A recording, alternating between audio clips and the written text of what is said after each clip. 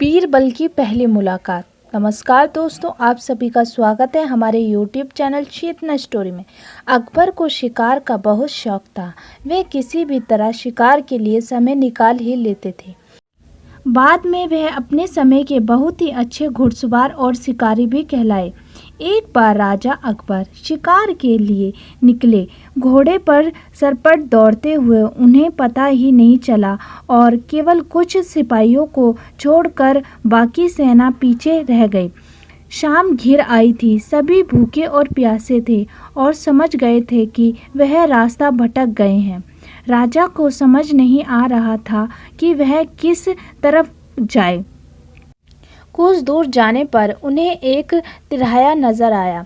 राजा बहुत खुश हुए। चलो, अब किसी न किसी तरह तो वह अपनी राजधानी पहुंच ही जाएंगे, लेकिन जाएं तो जाएं किस रास्ते पर। राजा उलझन में थे। सभी सोच में पड़े हुए थे, किंतु कोई युक्ति नहीं सूझ रही थी। तभी उन्होंने देखा कि एक लड़का उन्हें सड़क के किनारे खड़ा खड़ा घूर रहा है। सैनिकों ने यह देखा तो उसे पकड़कर राजा के सामने पेश किया। उसके बाद राजा ने कड़कती आवाज में पूछा, हे लड़के, आगरा के लिए कौन सी सड़क जाती है?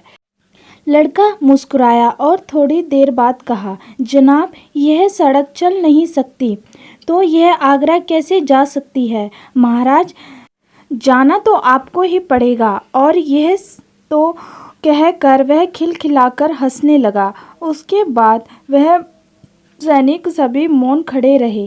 वह सभी राजा के गुस्से से वाकिफ थे। लेकिन लड़का फिर बोला, जनाब, लोग चलते हैं, रास्ते नहीं चलते। यह सुनकर इस बार राजा मुस्कुराया और कहा, नहीं, तुम ठीक कह रहे हो। फिर राजा ने उससे उसका नाम पूछा कि तुम्हारा नाम क्या है? फिर वह लड़के ने कहा, मेरा नाम महेश दास है। महाराज लड़के के उत्तर से वाकिफ थे। आप कौन हैं? अकबर ने अपनी अंगूठी निकाल कर महेश दास को देते हुए कहा, तुम महाराज अकबर, हिंदुस्तान के सम्राट से बात कर रहे हो। मुझे निडर लोग पसंद आते हैं। तुम मेरे दरबार में आना और मुझे ये अंगूठी दिखाना। यह अंगूठी देखकर मैं तुम्हें पहचान लूँगा। अब तुम मुझे बताओ कि मैं किस रास्ते पर चलूं ताकि मैं आगरा पहुंच जाऊं। महेश दास ने सिर झुकाकर आगरा का रास्ता बताया और जाते हुए हिंदुस्तान के सम्राट को देखता रहा। उसके बाद इस तरह अकबर भविष्य के बीरबल से मिले।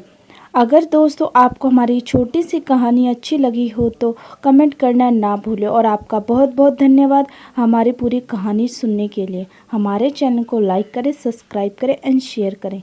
फिर मिलते हैं आपको एक और नई कहानी के साथ। Thank you so much.